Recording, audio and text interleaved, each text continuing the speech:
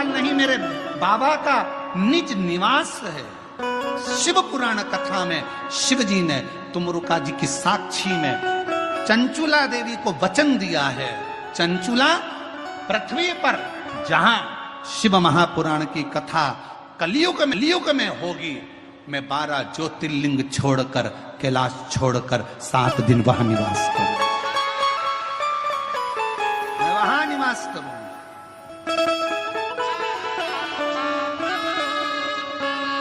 और जो जैसी भावना लाया वो ऐसा ही भर पाया, नहीं खाली उसे लौटाया, वो मन ही मन हर्षाया।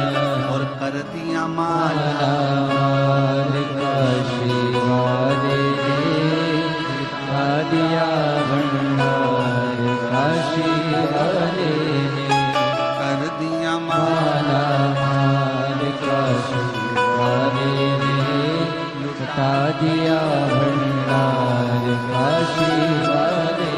तो जिस भावना से आया, जैसी भावना उसकी, उस भावना से शिव मिला उसको।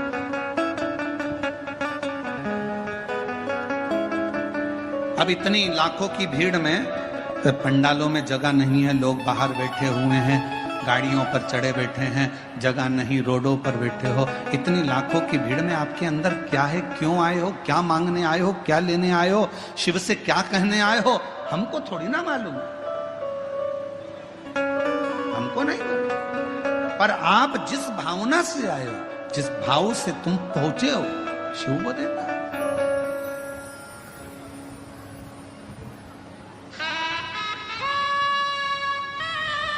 शिव प्रदान करो।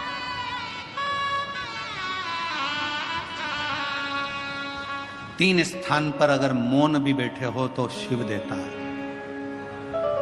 पहला, बेलपत्र के वृक्ष की छांव में थोड़ी देर मौन होकर बैठकर उसको याद करो, स्मरण करो। दूसरा, शिवालय में, मेरे शंकर के मंदिर में जाकर थोड़ी देर मौन होकर बैठकर प्राप्त कर सकते। तीसरा, शमशान में अगर कोई मुर्दे को जलाने के लिए गए हो, शमशान तक पहुंचे हो, तो थोड़ी देर अगर वहां बैठने का मौका मिला है तो वहां बैठकर ठिठोली नहीं करना, हंसना नहीं, तेज बात नहीं करना, बहुत तेज चिल्लाना नहीं, मौन। मुर्दा जल रहा होगा, रिश्तेदार उसको जला रहे होंगे, तुम्हें मौका मिला है शंकर से 2 मिनट बैठकर मौन रहकर बात करने का।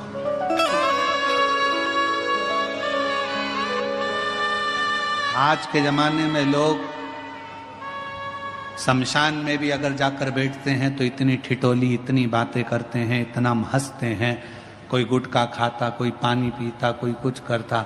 आधे से ज्यादा एंजॉय तो लोग मसान में कर लेते हैं।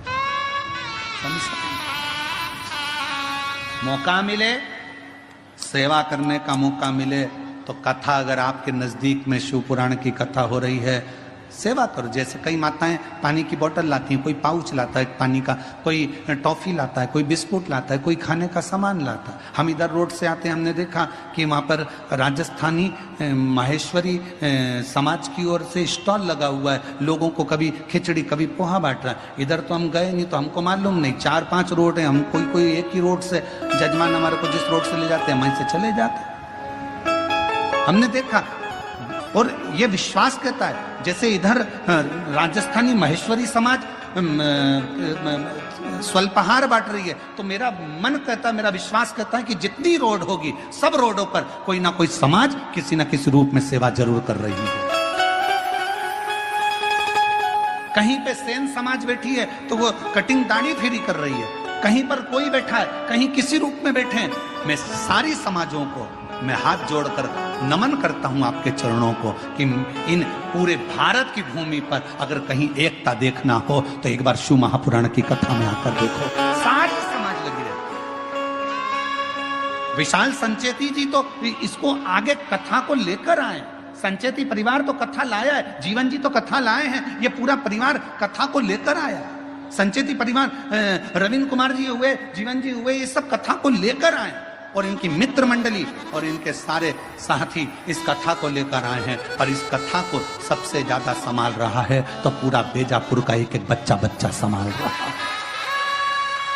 प्रशासन, यहाँ के कलेक्टर महोदय, एसपी, आईजी, डीआईजी, कमिश्नर, यहाँ के एसडीएम, यहाँ के टीआई, यहाँ के तहसीलदार, यहाँ के एक एक मिनिस्टर, मंत्री, सांसद, विधायक, अध्यक्ष, उपाध्यक्ष, यहाँ के जो भी पदाधिकारी गण हैं वो इस पूरी व्यवस्था को संभालने में लगे हुए हैं पूरी। और बेजापुर की यह कथा ऐसी लग रही है। और हमने देखा संचेती परिवार को, हमने इस कथा में पहली कथा है जो हमारे को ये देखने को मिली कि संचेती परिवार ने यहाँ पर आकर ऐसा दर्शाया नहीं कि यह केवल हमारे परिवार की कथा है। बेजापुर की कथा ऐसी लगती है कि बच्चे बच्चे की कथा है, पूरे बेजापुर की कथा। और मैं श्री विशाल संचेती जी को इसके लिए धन्यवाद देता हूं, बहुत बहुत साधुवाद देता हूं। ये लगा नहीं कि केवल एक व्यक्ति या एक परिवार की, यह सबकी है। शिव उपासना पार्वती जी की कथा कर रही है, बेलपत्र की कथा कर रही है। बेलपत्र के वृक्ष के नीचे भी अगर बैठो तो तुम शांति से 2 क्षण मौन होकर उस शिव को याद करो।